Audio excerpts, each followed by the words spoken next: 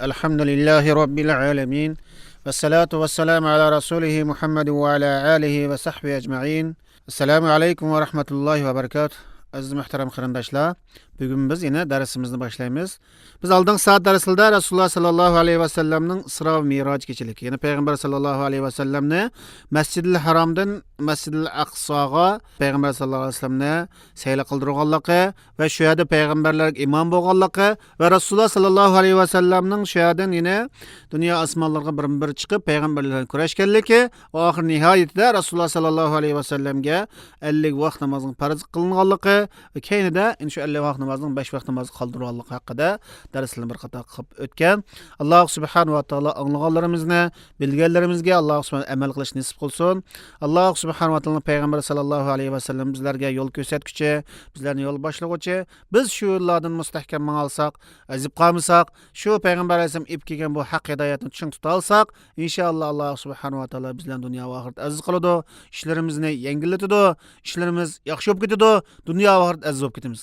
Aziz muhtaram qarindoshlar, biz şu dersimizden keyin bugün qilmoqchi bo'lgan dersimiz inshaalloh ummatning qurilishining boshlanishi bo'lgan. Yani İslam ümmetinin birinci başlanish nuqtasi shahar bo'lgan. Yani Peygamber sallallahu aleyhi ve sellem'ninki tunji qitim Peygamber sallallahu aleyhi ve sellem'ga bayat qilgan Aqaba bayat haqida to'xtalamiz. Bu Aqaba bayatninki vaqaligi nihoyatda ko'p mazmunlarni o'z ichiga olgan bo'lsa-mu, bu yerda biz ko'p so'zlab o'ltirmaymiz, vaqt qis bo'lganligi uchun. Maqsad biz ummatninki tarixdagi ummatning tunji darvozason Yesribdan kelgan bir bo'lak kishilarniki musulmon bo'lib payg'ambar sallallohu alayhi vasallam bayat qilgan voqealarni so'zlab o'tamiz. Hamda payg'ambar sallallohu alayhi vasallam o'sha Toyib chiqish voqeasidan keyin payg'ambar sallallohu alayhi vasallam yana Makkada o'zininki da'vati bilan shug'ullandi. Undan keyin Alloh subhanahu va taolo payg'ambar sallallohu alayhi vasallamni o'z hikmati taqdiri bilan o'zining qashig'i yo'tkab namozlarni farz qildi. Bundan keyin yana sahobalarning ichida shundoq bir ichinishli voqealar bo'lavadi, mushriklar azoblavadi. Payg'ambar sallallohu alayhi vasallam sahobalarni hatto o'limga boradigan shu voqealar yuz berdi. Sahobalarni hijrat qildiganlar habasdan hijrat qildi. Yana qolganlar yana shu zulmda qolavadi. Şu paytda, şu fursatda Alloh subhanahu va taolo Yesriblik 6 dona yoshni Alloh subhanahu va taolo qalbiga soldi. Yesrib degan Madinaning asli ismi. Yani Peygamber hijrat qilib qolgan Madina shahrining asli ismi shu. Şu 6 dona yosh musulmon bo'ldi. Bu 6 dona yosh Peygamber sallamning qashig'iga kelib da'vatni olib musulmon bo'lib Madinaga qaytgandan keyin shu Madinada yoshlar jim turmasdan, ya'ni da'vat ishlari bilan Peygamber sallam ib kelgan bu ilohiy hikmatni targ'ib qildi. Shuning natijasida mushu bi'asatninki 11-yili Haj mavsumida Rasululloh sallallohu alayhi va sellemga kelgan bu 6 yoshning ta'sirida bu 6 yosh Madinaga borgandan keyin da'vat qilib, 2-yilni kelgancha payg'ambarlikning 13-yili, ya'ni milodiy 621-yili payg'ambar sallallohu alayhi va sellemga, ya'ni shu Yesribdan Madinadan 12 odam haj kelgach, payg'ambar sallallohu alayhi va sellam kurashib ketamiz. Qanday kishi bu deb payg'ambar sallallohu alayhi va sellam kurashishga niyat qilib 13 kishi keldi. Bu 12 odamninki oldingi yilda shu kelgan 6 dan yosh bolniki 5 shudi. Bular payg'ambar sallallohu alayhi vasallamning qashiga keldi. Rasululloh sallallohu alayhi vasallam bilan Mina tog'idagi Aqaba degan joyda uchrashib, shu xuddi ayollar bayat qilgandek og'zaki holatda, ya'ni qo'lni tutib bayat emas, og'zaki holatda bayat qildi. İmam Buxoriy Ubadat ibn Sabit radhiyallohu anhu rivoyat qilgan bir hadis shunday deydi-ki, Rasululloh bizga kelinglar, "Men Allohga hech narsa shirik keltirmaslikka, o'g'irlik qilmaslikka, zinoy harom qilmaslikka, bolalaringlarni kambag'alchilikni qo'qib o'ltirmaslikka, yolg'onni o'ydirib chiqmaslikka va yaxshi ishda men osiylik qilmaslikka bayat beringlar" deb shunday bayat olgan edi. Kimki o'z va'dasiga vafo qilsa, ajrini Alloh beradi. Kimki bu ishlarning birasiga chidilib qolsa, shu sababdan dunyoda jazolansa, u dunyodagi jazosi uning kafarat bo'ladi. Va kimki shu ishlarning birini sodir qilib qo'yib, Alloh uning aybini yapgan bo'lsa, ya'ni uning ishi Allohning ilkida bo'ladi. Xolis Alloh taolo azoblaydi, xolis uni kechirim qiladi deb shunday bayat oldi. Bayat tamom bo'lib, haj faoliyati oxirlashib, hojilar o'z vatanlariga qaytishga boshladi. Shu ayni vaqtda Makkaga arab hojilari, ya'ni mushriklardan bo'lsa-mu haj qiladi. Shu hojilar bilan billa bu Yesribligini 12 dan odam kelib, payg'ambar sallallohu alayhi vasallam bayat qilgan. Shu bayatning mazmuni yuqoridagi mazmunlar shu. Payg'ambar alayhisalom Yesribdagi musulmonlarni islom shariat o'rgatish, diniy ahkomni tushuntirish va shu yerda tixicha shirk aqidasidan turayotgan odamlar orasida islom da'vat ilib berish uchun Rasululloh o'zininki qishidan ular elchi etmoqchi bo'ldi. Rasululloh sallallohu alayhi vasallam bu elchilik kim yaraydi deb shu sahobalarga qaradi. Bu sahabalarning ichidan Rasululloh sallallohu alayhi vasallam eng dastlab musulmon bo'lgan, ya'ni yoshlarning ichidan avangard yosh bo'lgan sahabi Musa ibn Umar radhiyallohu anhu Rasululloh tanladi. Musa ibn Umar radhiyallohu anhu Payg'ambar alayhisalom tanlab bergan bu yo'lda nihoyatda xushallik bilan qabul qildi. Musa Madinaga borgandan keyin Asad ibn Zurarning uyiga tushdi. Va u ikkisi birlikda Yasrab aholisiga, ya'ni Madinadagi kishilarga da'vat elib bordi. Bu Madina xalqi Musa radhiyallohu anhuni nihoyat qizg'inlik bilan qarshi oldi. Bular bu yerda islomning ahkomlarini, Payg'ambar alayhisolamning hayotini, Payg'ambar alayhisolam olib kelgan bu dinni nihoyat bak o'zining axloq orqali, o'zining og'izdagi tashviqot va axloq orqali tushundirdi. Musa radhiyallohu anhu bu yerda da'vat qilib uzoq bormaylam muqriun degan nom bilan ataldi. Ya'ni Qur'on o'rgatuvchi kishi degan nom bilan tonildi. Musa ibn Umar bu yerda Madinaga qaytgandan keyin Qur'on o'rgatuvchi degan nom bilan tonildi. Musa ibn Umar Zurarning uyida turib, kishilarni islom da'vat qildi. Hatto Madinadagi Ansar aymoqlarining hammasi musulmon bo'lmagan, bir uyi qolmagandek shunday kishilar musulmon bo'lishga boshladi. Hamma uylarda ayol bo'lib musulmon bo'ldi. Kelar yili ine Beysatning 13-yil kelgan chig'isida, ya'ni payg'ambarlikning 13-yil kelgan chig'isida, yani bu yerda mazmun bak ko'p, endi bu yerdagi voqealarni tafsila bayon qilib o'ldirishga vaqt yetishmaydi, qarindoshlar. Shuning uchun bu voqealarni qisqartib o'tamiz. Endi payg'ambarlikning 13-yil kelgan chig'ida haj mavsumi yetib kelishdan burun Musa ibn Umar g'alba xushbishoratlari bilan Makka ga qaytib keldi. Rasululloh sallallohu alayhi vasallam endi Madina qabilalarining xabarlarini payg'ambar sollallohu anglagandan keyin qattiq xushal bo'ldi. Va Payg'ambar sallallohu alayhi vasallam Musa radhiyallohu anhudan shu Madina xalqining urf-odatlari, ularning xislatlari va ularning ixtilollari haqida ko'p paranglashdi. Va ularni xo'rliq bosh egmaydigan jasoratli bir qavm ekanligini Musabdan angladi. Mana Rasululloh sallallohu alayhi vasallamga ina Beysatninki payg'ambarlik 13-yil bo'lgan chig'ida milodiy 622-yilda haj mavsumida Madinalik musulmonlardan 70 necha kishi haj faoliyat ado qilish maqsadi bilan Makka ga keldi. Ular Madinadan musulmon bo'lmagan mushrik hojimlar bilan birga keldi. Ular Madinalik chaqlarda bo'lsin yoki yo'lda mangan holatda bo'lsin, izchil Rasululloh sallallohu alayhi vasallamningki, ya'ni Makka tog'larida qanday qo'g'lanib qilinganligi, Makka mushriklarining qanday azoblaganligi Madinadan chiqqan mushrik hojilarga anlatib mandi. Ular Makka kelgandan keyin Rasululloh sallallohu alayhi vasallam bilan ya'ni yushurun aloqa bog'ladi. Ka'b ibn Malik Ansari radhiyallohu anhu mundaq deydi-ki, biz Makka ga hajga bordik. Ve Rasulullah sallallahu aleyhi ve sellem bilen teşrih günlerinin oturluğunda Aqabada uçuruşuq va'dalashdik. Biz bilen cemaatimizin başlığı Abdullah zat Abdullah ibn Amr ibn Haram birga borar edi. Biz müşrik seferdaşlarımızın hammasidan baştan ahiri sir tutib, bu voqealikni ularga demadik. Yine biz Payg'ambar sallallohu alayhi vasallam bilan Aqabada uçurishganligini, hem Payg'ambar sallallohu alayhi vasallam bilan bo'lgan uçurishlarni hech qanday xabar qilmadik. Yani şu vaqtda biz gap boshladik-ki, Abu Jabir, yine Abdullah ibn Amr'ninki kuniyat shu. Sen bizden başlıqımız, sen yurtimizning çoğu, yurtimizdagi nüfuzli kişisin. Bu şundaq biz g'aflat turayotgan paytda agar o'lib ketib qolsak, biz do'zax yem bo'lamiz. Ondan keyin biz bu kishini islom da'vat qildik. U Rasululloh bilan Aqabada uchrashishga u kishi qo'shildi.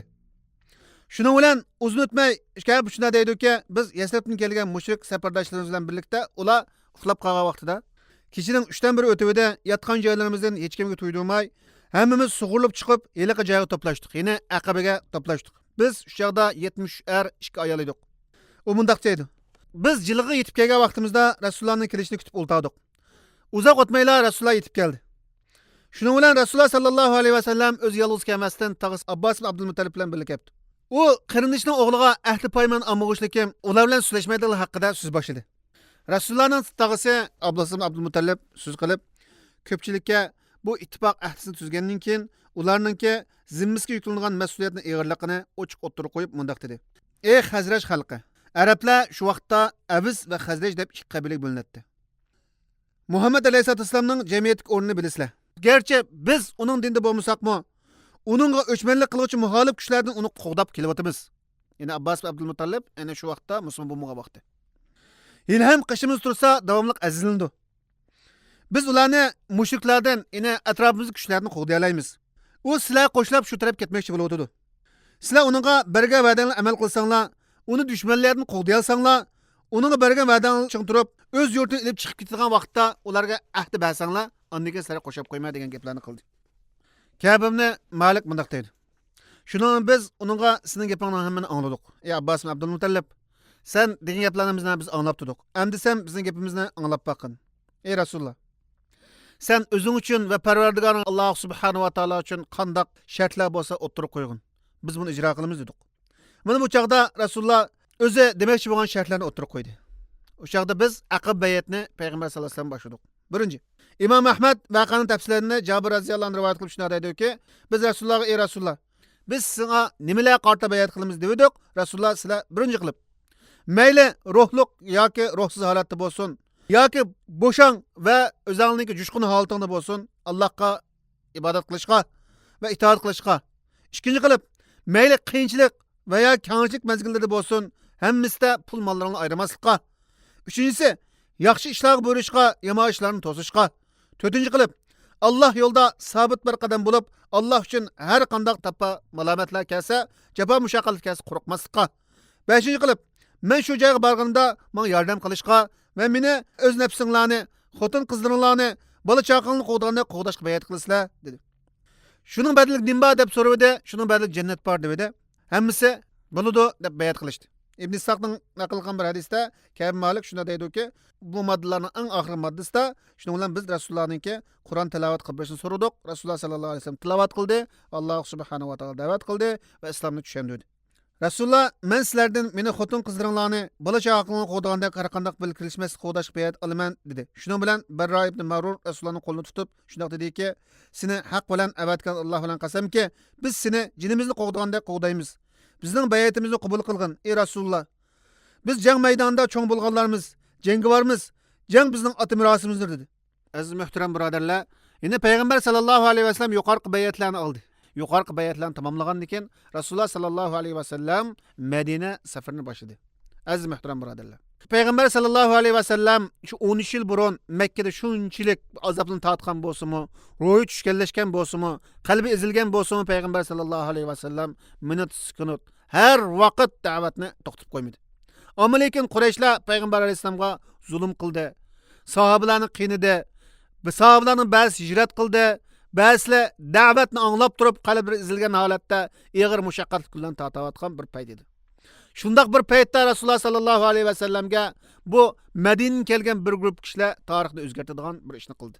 Bu kecha qorong'i bo'lgan, hamma qalblar shundaq bir uyquga cho'mgan, ammo musulmonlarning qalbi, islomni tushungan ummatning qalbi uyg'oq bir vaqtlarda payg'ambar sallallohu alayhi vasallamga eng dastlab payg'ambarlik 12-yilda 12 kishi kelib payg'ambar sallallohu alayhi vasallamning so'zini anglab, iymon keltirib, kechida yashirgan holat aqabayat bayat qilib, payg'ambar sallallohu alayhi vasallamga Alloh shirik keltirmaslikka, o'g'irlik qilmaslikka, zina qilmaslikka, bolalarni o'ldirmaslikka, yaxshilik itoat qilishga shunday bir bayatni qilib, 13 kishi bilan boshlangan bir safar oxir kelar kishilikda, ya'ni oxirgi yilda 73 kishilik bir qo'shin bilan qaytib, bir yil o'tgandan keyin payg'ambar sallallohu alayhi vasallamga 73 bo'lib qaytib keldi.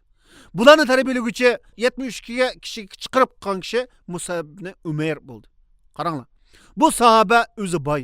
Shunchalik qiyinchilikni tortgan bo'lsa-mu, ro'yi tushkunlashgan bo'lsa-mu, shunchalik jiq dardlarni onasining shunchalik dardlarni tortgan bo'lsa-mu, hech ikkilanmasdan bu kishi da'vatga o'tdi Musab ibn Umayr. Bu kishining iymonining ta'sirida Madina xalqi musulmon bo'ldi. Shu Madina xalqining musulmon bo'lish ta'sirida mana 73 kishining kelishi payg'ambar sallallohu alayhi vasallamning hayotini, sahobalarning hayotini, islom ummatining hayotini, islomning tunji shahrini qurg'uchisiga aylanib qoldi. Bu Musab ibn Umayr bo'lsa o'zi yosh, shundoq chiroyli, shundoq kelishgan bola.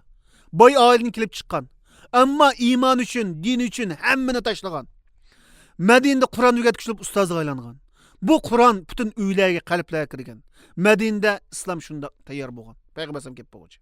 Endi biz hayotimiz deb boqalar. Bugun bizga bu Musabning tarixi, yuqoridagi Madinadagi musulmonlarning tarixi bizga nima deydi? Aziz muhtaram birodarlar, bir shaharni qurib chiqish uchun, shu shaharni o'zgartiradigan, shu shaharni boshlaydigan qo'mondan, shu shaharni yetaklaydigan ummatning fazilatli kishilari, shu payg'ambar alayhisolamga ishtiyoqi bo'lgan, muhabbati bo'lgan bir turkum kishilar bo'lish ekanligini o'rgatadi bu darsda. Shu payg'ambar sallallohu alayhi vasallamning hayotini o'z ayni yetkazoladigan sahoba kabi Musab ibn Umayr'dek kishilar lozim bo'lganligini o'rgatadi bu darsda. Qaranglar, bir Musab ibn Umayr payg'ambar alayhisolam turg'idek joy, payg'ambar sallallohu alayhi vasallam zulmni qutulgan o'rin, islom dinining bo'yishkini tayyorladi. Endi biz o'ylab boqaylik qarindoshlar. Biz o'z uyimizni shundoq bir iymonga to'ldiryapmiz. Balalarımızga şundaq bir Qur'on öğütäwatamiz. Ummet başqa öğütüşden burun. Bu şundaq bir Aqaba bayatning ruhidek bizde bir ruhiyet bormi? Masalan, Aqaba bayat nima bo'ldi? Payg'ambar sallallohu alayhi vasallam sahobalari bayat qildi, bir qitim ko'raplan, bir qitim anglaplan bayat qildi. Bu bayatda bular odatlik bir bayat qilgan bo'lsa mustahkam turdi. Mana ikkinchi qitim bayat nima bo'ldi? İkinci qitim bayatdan bular 72 erkek, 2 ayol kishini tarkib topgan. Bu qo'shin kelib kechida uchrash bayat qildi. Bunimi shundaq bir cho'ng vazni ig'ir bo'lgan bayatlarni qildi. Bu jon bilan, mol bilan, hatto qo'g'dash bilan qilingan bayatlarning hammasi tamom deb ular yana bayatga qo'shildi. Bu payg'ambar alayhisolamning hijrat yo'lini ochdi. Islom davlatining asosini qo'ydi. Payg'ambar alayhisolamning shahri bo'lgan Madinat Nabaviy mushu bayatning ta'siri bo'ldi. Şu Aqabada yuz bergan 13 kishilik bayat bo'lsin yoki 73 kishilik bayat tarixdagi bir kecha emas. Aslab o'tib ketgan kecha emas. Bu kecha har bir musulmonning qalbidagi kecha. Har bir musulmonning qalbidagi va'da. Biz har doim namoz turamiz. Namoz turgan vaqtimizda ya Rabbim men sana sodiqman, ya Rabbim men sana ibodat qilaman deb nurg'un qitimlab ahd paymonlarni qilamiz. Bunimizni biz mustahkam turib o'tamizmi endi? Biz şu Aqabadagi ansarlarning yo'lida bo'lib, ansarlarning bayat qilgandek bayatlarimizni mustahkam tura olsak, har doim ummatni qo'dash uchun qilgan va'dalarimizni mustahkam tura olsak, har doim ota-onamiz bergan ahdlarimizda, vatan yurtlarga bergan ahdlarimiz mustahkam turib, bu ummatni qo'dash yo'lida voz kechmay, buning uchun biz harakat qilib tursak, bu va'dalarimizni ching turgan bo'lamiz. Har doim biz haqiqatni qo'dash yo'lida, zulm qarshi turish, musulmonlarni qo'dash yo'lida mustahkam tursak, bu bizning bayatimiz bo'ladi. Mana 13 kishilik gruppa, 73 gruppa iymon. Soni az, lekin iymonli gruppa. Ammo iymoni sodiq bo'lgan insonlar. Mana bu kishilarning ta'sirida Madina qurildi. Dunyoga nur taraldi. Alloh subhanahu va taolodan biz har doim mushundaq oramizdami shu Aqaba bayatidek bayati sodiq turadigan, rostchil bo'lgan, haqiqiy ahli musulmonlarning chiqishini aramizdan Allohdan so'rab qolamiz. Alloh subhanahu va taolo bizlarni o'zimiz oz bo'lsaqmi, va'damizni tura oladigan, Allohga va ummatga bergan ahdimizni tushuntirib oladigan haqiqiy ahd tushuntiruvchilarni qilsin. Qalbimizni Alloh subhanahu va taolo din yo'lida mustahkam qilsin. Alloh subhanahu va taolo bizning dinimizni qo'g'daydiganlarni qilsin. Oxirida deydigimiz qarindoshlar, har birimiz namozlarimizda Allohdan so'rab qolsak, bizlarning qilgan ahdlarimizda, nazarlarimizda vafo qiladigan haqiqiy mu'minlarni qilib bersa, Alloh subhanahu va taolo so'raylik Ramazon oylarida Alloh subhanahu va taolo qalbimizni ichib olsin. Alloh subhanahu va taolo qalbimizni islom bilan musharraflantirgandek vaqt aziz qilsin. Va oxir davona alhamdulillahi robbil alamin.